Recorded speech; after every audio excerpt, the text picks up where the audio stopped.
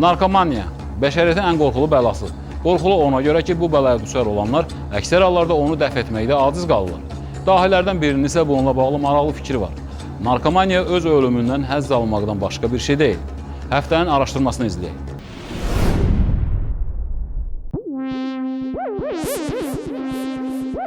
Ən qorxulu xəstəliklər mənbəyi narkomaniya. Hələ 2004-cü ildə dünya əhalisinin 5%-dən çoxunun narkotik alüdəçisi olduğu aşkarlanmışdı. Narkomaniya isə yalnız xəstəlik deyil, həm də cinayətlər üçün münbit zəmin sayılır. Respublikada olan narkotik istifadəçilərinin sayı hazırda 26 mindən artıqdır ki, bunların içərisində təxminən 19 minə yaxın şəxs narkotik vasitələrdən asılı olaraq dispanser qeydiyyatına götürülmüşdür. Təəssüf doğuracaq digər məqamlardan biri də odur ki, ümumiyyətlə son 5 ilin rəsmi statistik rəqəmləri müqayisə etsək, narkomaniyanın yaş mərhələsinə görə həddindən artıq cavanlaşması ümumilikdə götürdükdə əksər hallarda 16-40 yaşlar arasında təşkil edir. Bu tip insanlara cəmiyyətimizin hər yerində, şagirddən tutmuş müəllimə, həkimə, mühəndisə, biznesmenə və nəhayət adi fəhlələrə qədər hər təbəqədə rast gəlmək mümkündür. Onların əksəriyyəti bunu özləri üçün həyat tərzi seçirlər. Bəziləri isə yarı yolda sağalmaz xəstəliyə düçar olduqlarını anlayaraq bu yoldan qayıtmağa cəhd edirlər. Elə Bakı şəhər narkoloji dispanserə müraciət edən şəxslər də düşdükləri bataqlıqdan çıxmağa cəhd edənlərdir. Biz də onlarla görüşdük, söhbətləşdik, bizə olub keçənlərdən danışdılar. Təəssüf ki, onların üzünü sizə göstərə bilməyəcəyik, amma başlarına gələnləri danışdıqları bir çox insanlara ciddi dərs ola bilər. Bu vəziyyəti mənim cavan vaxtımda, 16 yaşım tamam olan vaxtımda səhəri, yaşlı, məndən çox yaşlı, 73 yaşında insan bunu mənə datdırdı.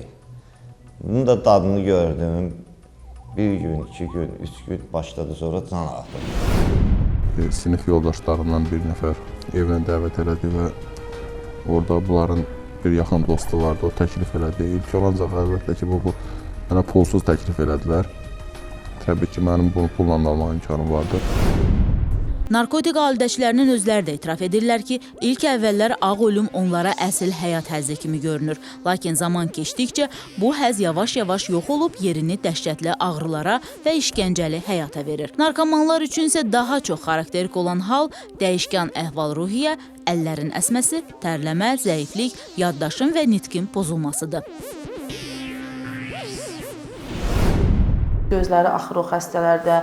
Əgər müşahidə etsə səthi venalar boyunca ya septiki yaralar müşahidə etmək olar, iynənin izlərini görmək olar, monoton danışıq olur bu xəstələrdə, belə də tıntınlı bir danışıq deyirlər də, yəni elə bilsən ki, grip kimi olurlar. Əslində o narkotik vasitənin özünün yaratdığı bir mənfi əlamətlərdir. Yerişlərində müəyyən bir dəyişikliklər olur, yəni o asılılıq vəziyyətini daha istifadə etdiyi o narkotik sərxoşluq vəziyyətini daha tez aid etmək olur, yəni xəstə yuxulu vəziyyətdə olur. Öncələri adama cəlb edəcək, başqa-başqa həzzlər verən bir şey, indi artıq ancaq xəstəliyin bir dərmanı kimi, yəni ağrılara dözməmək öz vaxtından, onun öz vaxtından başqa. Çox istəmişəm ki, bu vərdişdən, peşədən uzaq. Son illərin statistikası onu da göstərir ki, ağ ölümün ardınca gedənlərin arasında zəif cinsin nümayəndələri az deyil. Hazırda qadınlar arasında narkotik istifadəçilərin sayı ötən illərlə müqayisədə 2 dəfə artıb. Əgər 2006-2007-ci illərdə narkotik istifadəçilərinin qadınların sayı 300 nəfərə yaxınsa, artıq 2012-ci ilin yanvar ayında bu rəqəmlər 500 nəfər olmuşdur. Əgər hamiləlik dövründə qadınlar narkotik maddə istifadə edir, əlbəttə ki, patoloji dəyişikliklərin yaranmasına gətirib çıxar. Yəni eybəcər döllər uşaq dünyaya gələ bilər. Qadınlar əlbəttə kişilərə nisbətən azdır. 8 bizdə xəstə var. Onların da yaş həddi 18 yaşdan 35 yaşa qədərdir. Onlar inyeksiyon narkotik istifadəçiləridir. İndi göstərəcəyimiz kadrlar da narkotik maddələrin qurbanı olan bir körpədir. Onun anası və atası narkotik maddə alüdəçisi olub. Dünyaya göz açan bu anormal uşaq heroinin təsirindən bu həddə düşüb. Təbii ki, belələrinin çox yaşaması da mümkün deyil. Elə o da cəmi 2 gün yaşayıb.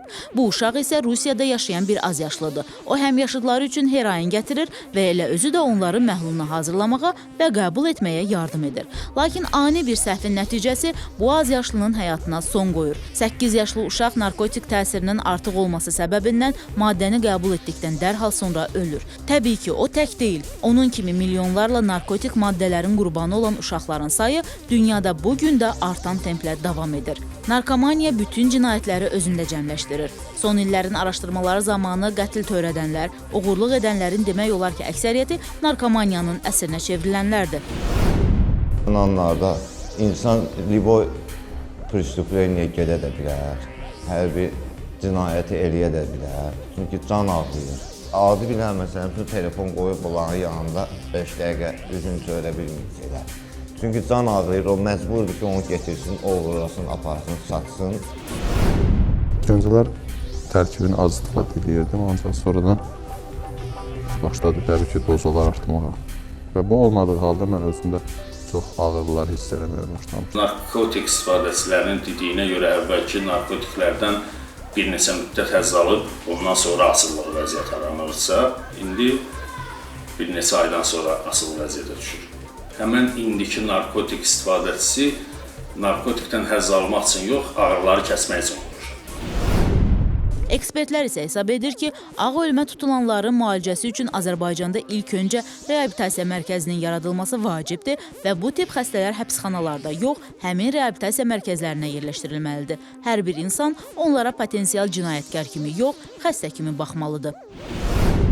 Xüsusi müalicə metodlarından biri kimi narkotik əleyhinə implantantların tikilməsi, implantasiya, yəni müəyyən müddət qorunmaq üçün opi antagonistlər deyilən preparatlar var. Onların orqanizmə tikilməsi, o da çox gözəl effekt verən bir müalicə metodu. Yəni müəyyən müddət xəstənin o asılılıq vəziyyətinin aradan qaldırılmasında stabil həyat tərzi keçirməsinə köməklik göstərir. Bu xəstəlikdir, narkomaniya xəstəliyi, bu insanın şəxsiyyətidir. Elə bil ki, şəxsiyyətlə narkomaniya xəstəlik birləşir və onu qoparıb çıxarmaq oradan qeyri-mümkündür, çox çətindir. Narkomaniya insanın şəxsiyyətinə daxil olur. Azərbaycanın tranzit ölkə statusu narkotik vasitələrin də ölkəmizdən daha çox keçməsinə səbəb olur. Əfqanistan və İrandan Avropaya, Rusiyaya daşınan narkomanlar Azərbaycan ərazisindən keçir. Beləliklə, ölkəmizdə də tədricən alıcıların və istifadəçilərin sayı artır. Narkotik vasitələrin yayılma coğrafiyasına fikir verdikdə isə maraqlı mənzərə ortaya çıxır. Əfqanistan, İran, Azərbaycan, Avropa, Əfqanistan, Orta Asiya, Azərbaycan və yaxud Ermənistan, İran, Azərbaycan və s. İrandan ölkəmizə müxtəlif yollarla narkotik vasitələrin keçirilməsinin artması son illərdə müşahidə edilsə də, ölkənin hüquq mühafizə orqanlarının səyi nəticəsində bunun əksəriyyətinin qarşısı alınır. Hazırda narkotik vasitələrin istifadəsinə görə ilk növbədə ölkənin cənub sərhəd regionları, Cəlilabad, Lənkəran, Masallı, Biləsuvar, eləcə də iri şəhərləri Bakı, Gəncə, Sumqayıt, Şirvan, Quba, digər regionları qabaqlayır. 2012-ci ilin yanvar-sentyabr aylarında Dövlət Gömrük Komitəsi tərəfindən narkotik vasitələrin daşınması istiqamətində cinayət xarakterli 207 fakt qeydə alınıb. Bunlardan 151 fakt qaçaqmalçılıqla, 61 fakt isə narkotiklərin qanunsuz dövriyyəsi ilə bağlıdır. Bu zaman 60,9 kiloqram narkotik vasitə, 9,33 qram psixotrop maddə dövriyyədən çıxarılıb.